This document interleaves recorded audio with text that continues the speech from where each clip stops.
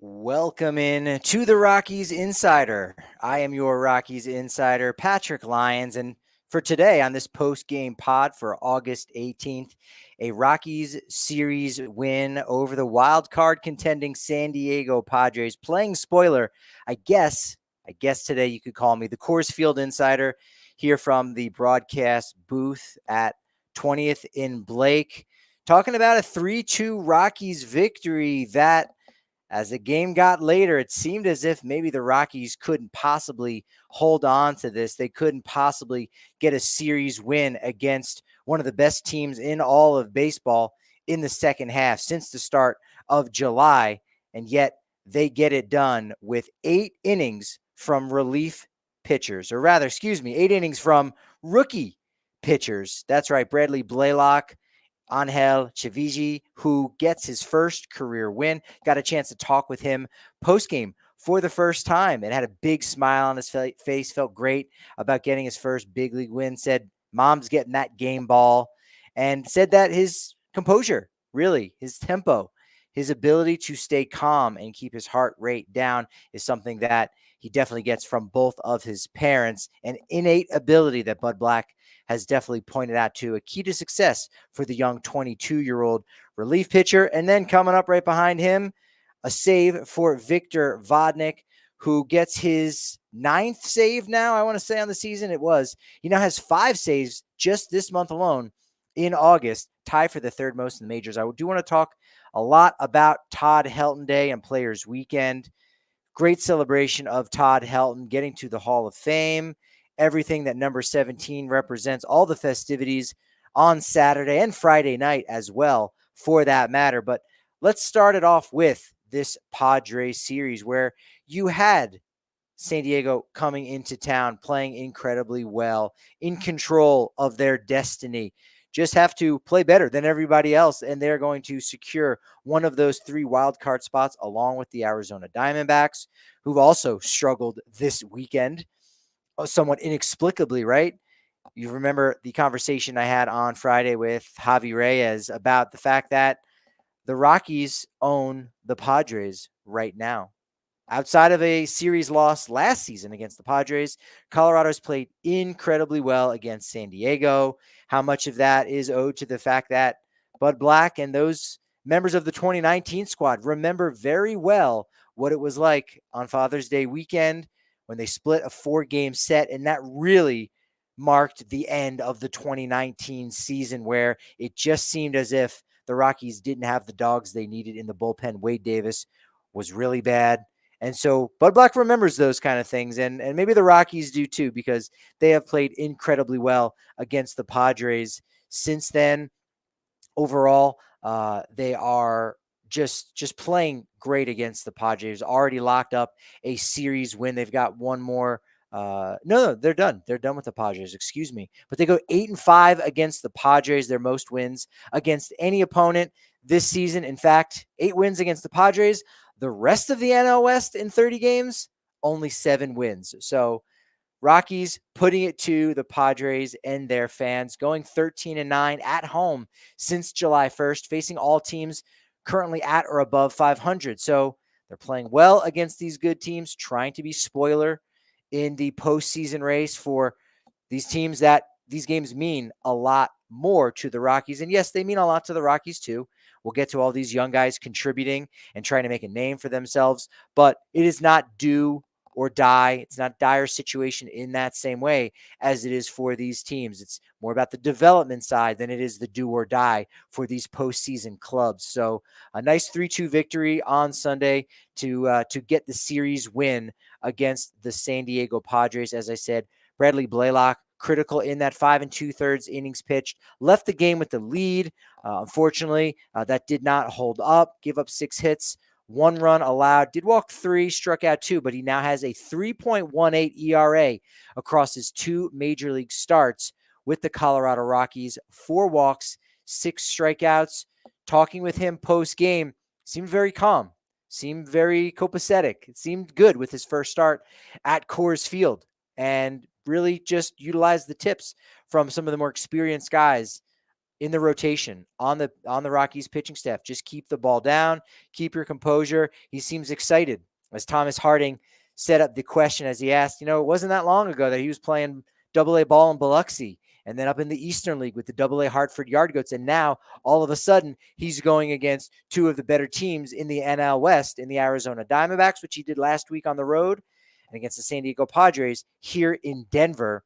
And these are two clubs too, mind you, that have an opportunity to go out and even win the NL West. It remains to be seen if they can do that. But for Blalock to put these two solid performances on his resume, almost nearly getting the quality start, you got to like that for the 23-year-old starting pitcher that they had acquired in the Nick Mears deal from the Milwaukee Brewers. So a nice job by him.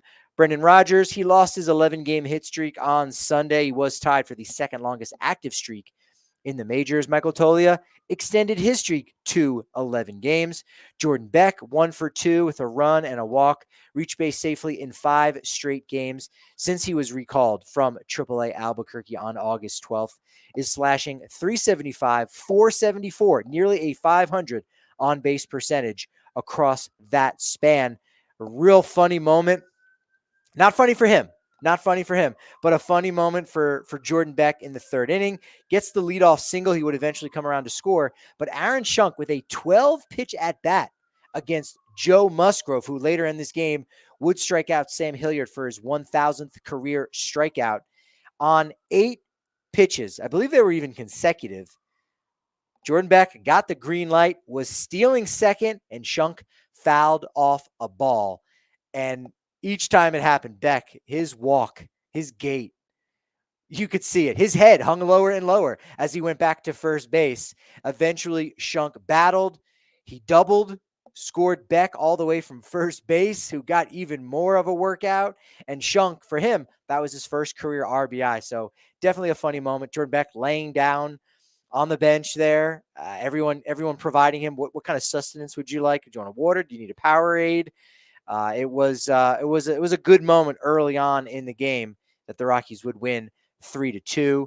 Aaron Schunk, as I said, first career RBI, extended his on-base streak to a career best 5 games. Did a nice job over there at shortstop. His third career start at shortstop. This is a player who was a third baseman, second baseman, closer coming out of the University of Georgia. So he's looked pretty solid over there defensively and allowing Ezequiel Tovar a day off here from time to time. Brenton Doyle, 1 for 3, triple, a walk, extended his hitting streak to a career-long 8 games with his fourth triple of the season. 5th Rocky in franchise history to have a season with 20 doubles, 20 homers, 24 stolen bases, and 4 triples in the first since Trevor Story back in 2018. Nolan Jones last year with his 2020, not able to get to 20 doubles. As I said, Chivi did a nice job picking up his first career winning decision. 2 strikeouts, his longest outing since his major league debut on June 3rd. So a nice job by, as I said, 3 rookie pitchers providing 8 innings in a nice victory and a series win over the San Diego Padres club that was red hot coming into Denver. Nice job being able to shut them down. Keep Manny Machado relatively quiet. He did homer on Sunday. He did reach base 5 times on Saturday, 4 for 4, but only had a double and 3 singles. Was brushed back by Bradley Blalock. Another interesting moment there.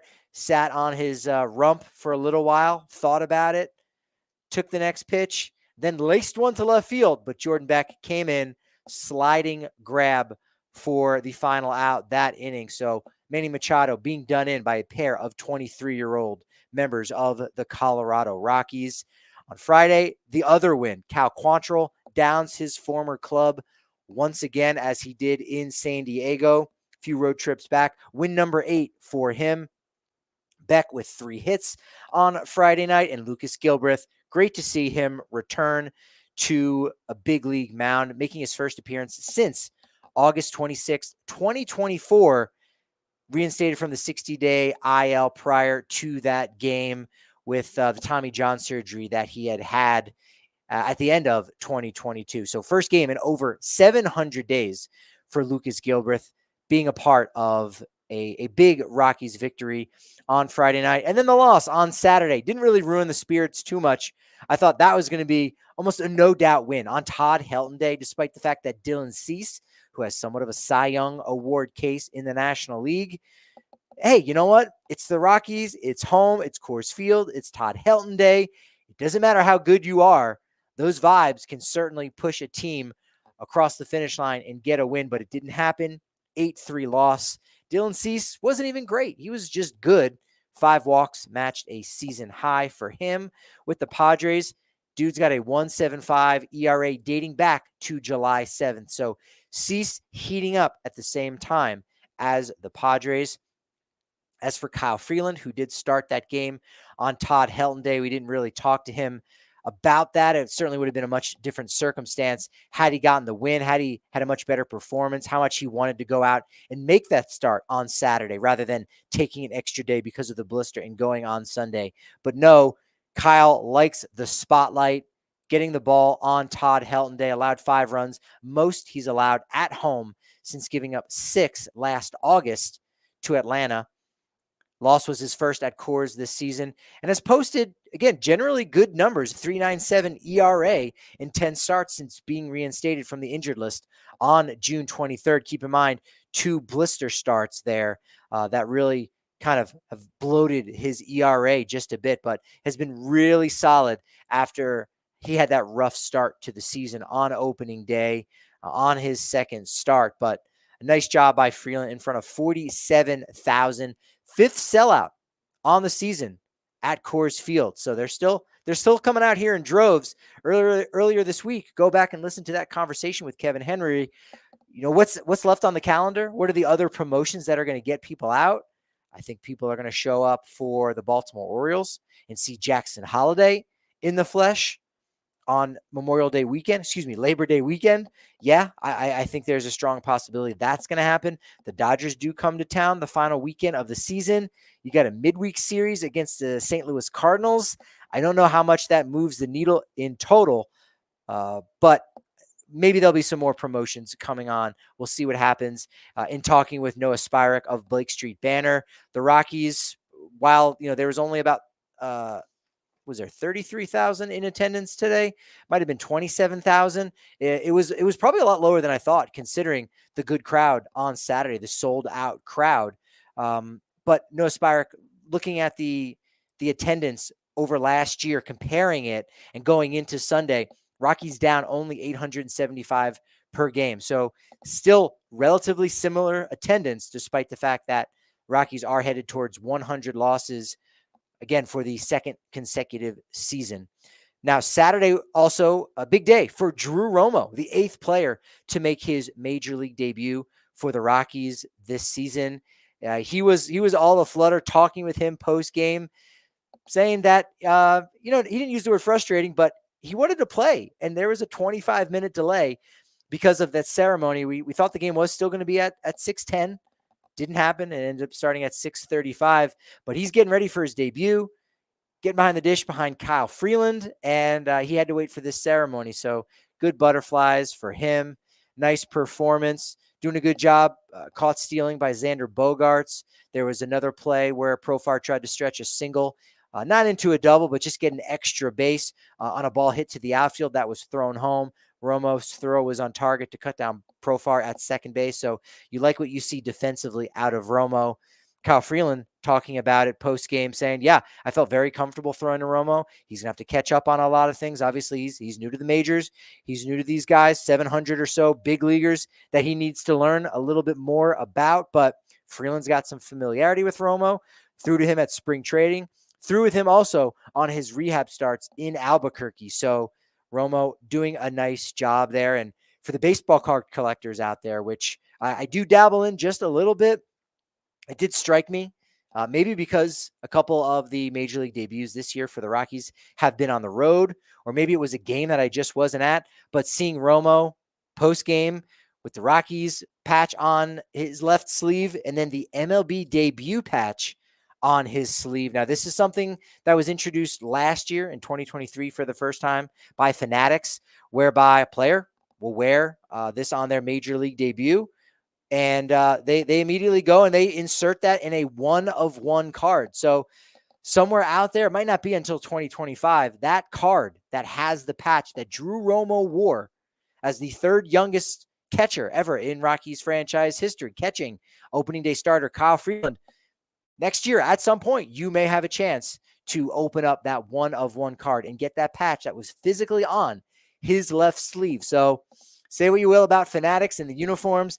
I think they got that right. I think they've gotten Fanatics Fest right, their first annual. That looks like that was a lot of fun this weekend. But I know for me, I had a lot of fun for Todd Helton Weekend and Players Weekend in general. It's fun seeing the numbers on the backs of the helmets. There's a post over on X at Rockies_insider, where you could see that even on the helmets, they had those fun stylized numbers on the backs of their batting helmets, had them on the sides of their caps. A lot of the players were there with their customized gear.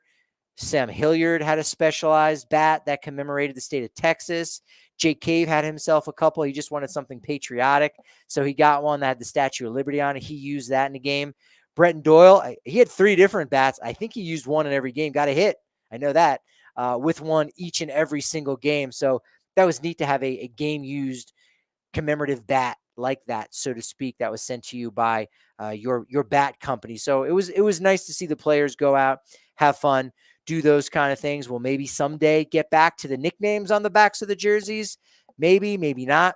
I do like that the Rockies social media team did a good job when they put out the lineup. They used all of the nicknames for the players that they would have used during previous players' weekends. So I thought that was a fun touch. But the weekend was really just all about Todd Helton. It truly was. Friday night was the drone show. You might have seen photographs of Todd with his entire family sitting out on the grass at Coors Field, watching the drones in the shape of his retired number 17 badge that's out in right center field, which you might even be able to see at this point. I don't know if you could see the gold ring around it, but it is out there, the number 17. Todd talked with us in the Denver media for close to a half an hour. Had to get to the ballpark nice and early. Not a problem. Not a problem at all.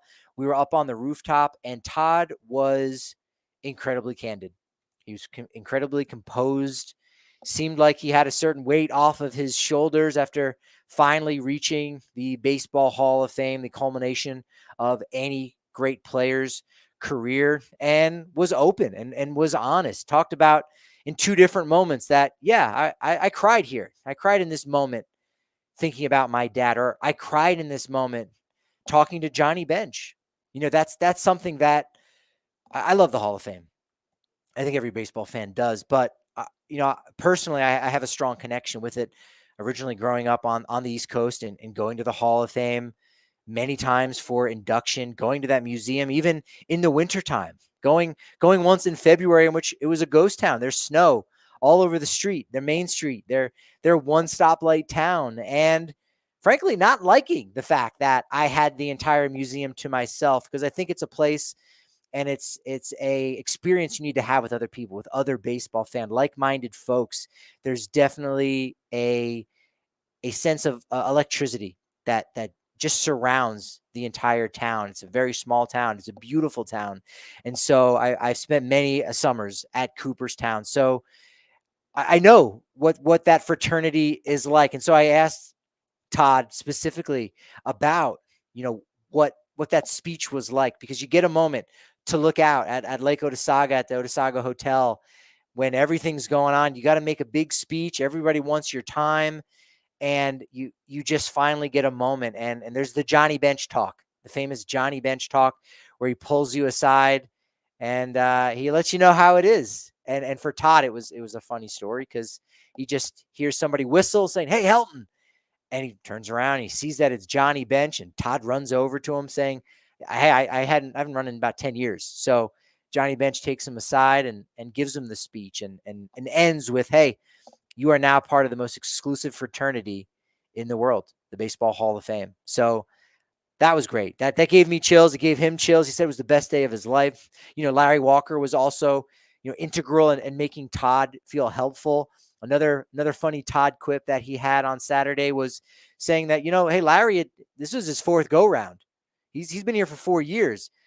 Todd, hey, I've only been here for 4 minutes. So Walker taking him through what to expect, how to get around and how to navigate things. Larry Walker's wife doing the same for Todd Helton's wife. So Rockies doing it in a big way in Cooperstown. It was great to hear those stories. Todd going through the great hall, and looking at Lou Gehrig's plaque, another all-time great first baseman. Looking at Ty Cobb's plaque, one of the 5 original members of the Baseball Hall of Fame. So Todd has this reverence for baseball, and discussed, his father and how integral he was in his career, and saying to him on one particular day, and he said it a lot, but on one particular day saying, hey, you went 1 for 3, and in the Helton household, that wasn't very good.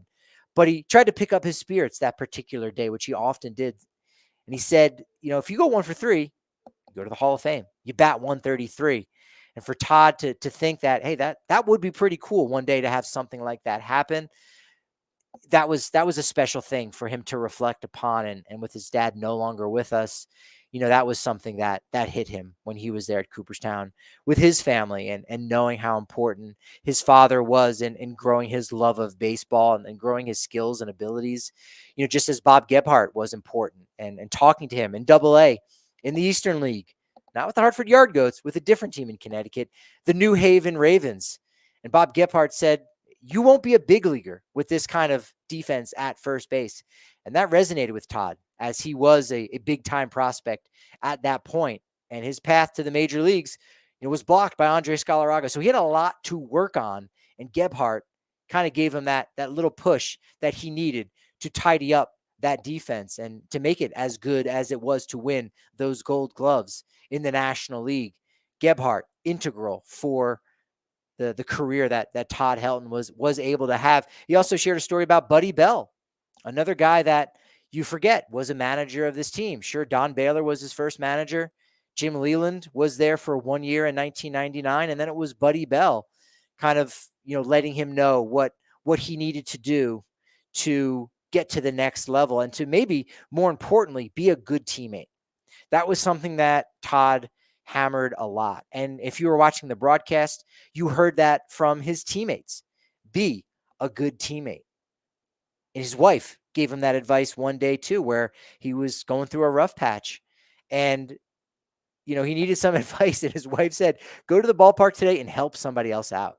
And Todd, again, had some good zingers, some good one-liners. He said, well, yeah, that's not going to get me out of my slump, but let me go out and do that. And from that point forward, he really tried to do that at the ballpark each and every day to help make somebody else's day better. And that's why so many of his teammates came back to Coors Field this weekend to celebrate with him. Josh Rutledge, Seth Smith, Rex Brothers, Corey Sullivan, and Ryan Spielbergs did a wonderful job collaborating on a speech that Spielbergs gave ahead of the game on Saturday night. Spilly as the MC, doing a good job passing it off to Peyton Manning, who, if you were watching on television, you were probably curious, why is Peyton Manning reading so quick? They're behind schedule, so Peyton was really trying to pick up the pace there.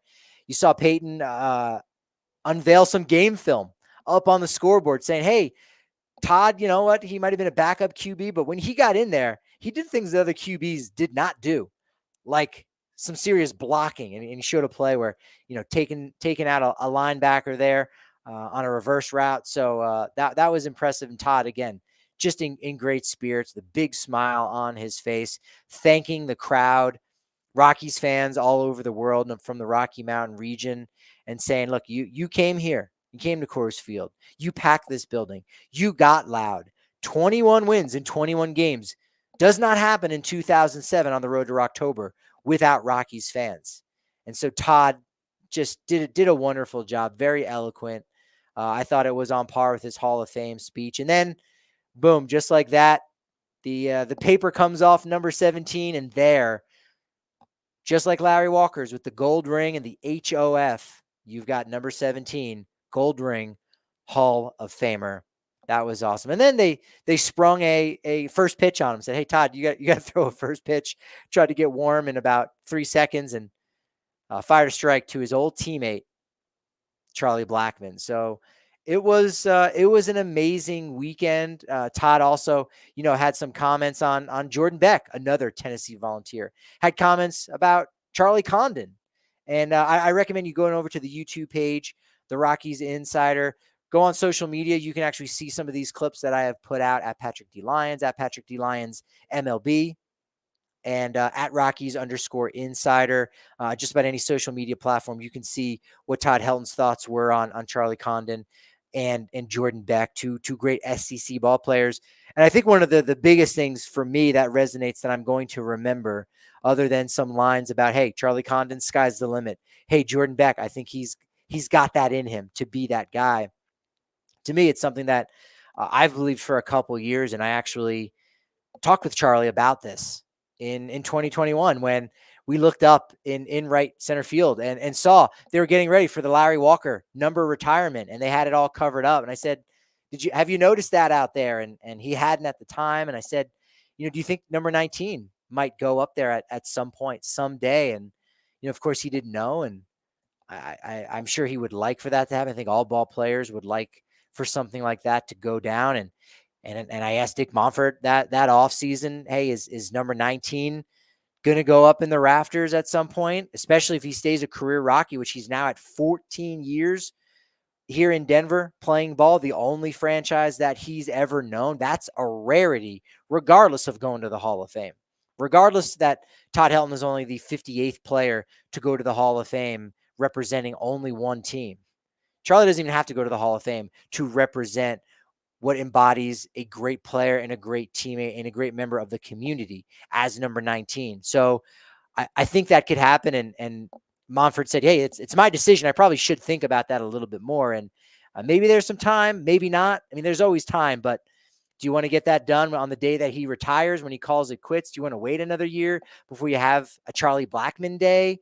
That remains to be seen. But Todd Helton, yeah. Should number 19 be alongside 33 and 17? According to Todd Helton, yeah, Charlie Blackmon deserves to have his number retired by this franchise because of the numbers that he's posted, because of what he represents as a teammate to everyone that's come through that Rockies clubhouse as a leader. And, the fact that Charlie went and he homered Friday night with Todd Helton in the booth. Todd, another quip. Hey, I didn't know Charlie had that in him still. It's great. It's great for the hardcore and the diehard Rockies fans who followed this team forever. And, in a recent memory, they've gone through some hard times. It's been a struggle. But at the end of the day, this franchise, you love them or hate them, you love them because this is your team. This is what you grew up on. This is what you know. And there are certain special players that when they show up, you got to show out. And you got to give support because they gave you great memories. I mean, Tovar and Brenton Doyle, Nolan Jones, Jordan Beck. There are players right now giving you great memories in not so great seasons.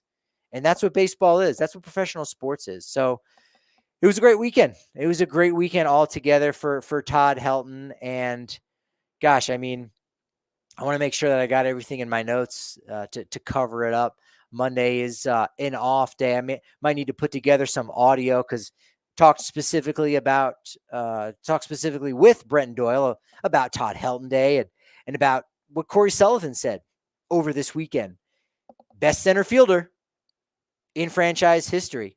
And it's yet to be 2 full seasons. Well, what does Brenton Doyle think about that? I talked with him.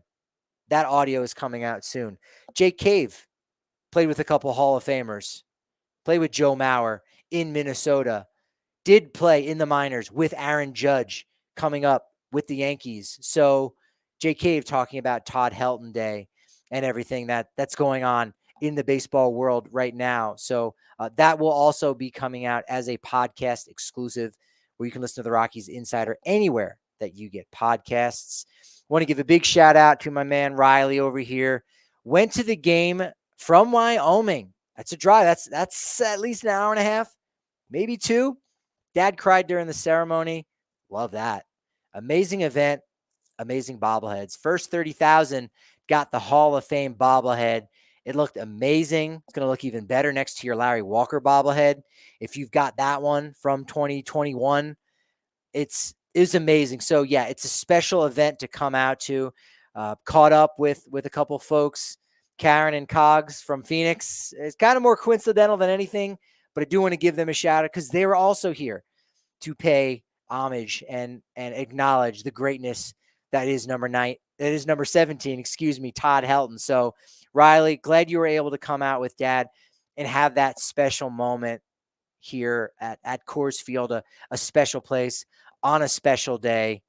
And it was a great weekend. So I had a wonderful time. Thank you all for joining me today on YouTube, the Rockies Insider channel. Make sure you're watching that. Make sure you come by the channel and just at least see my view of my studio here in the broadcast booth on the second floor of Coors Field. At least come and enjoy some of that. If you're just listening to the podcast, that's okay too, because you can subscribe to that.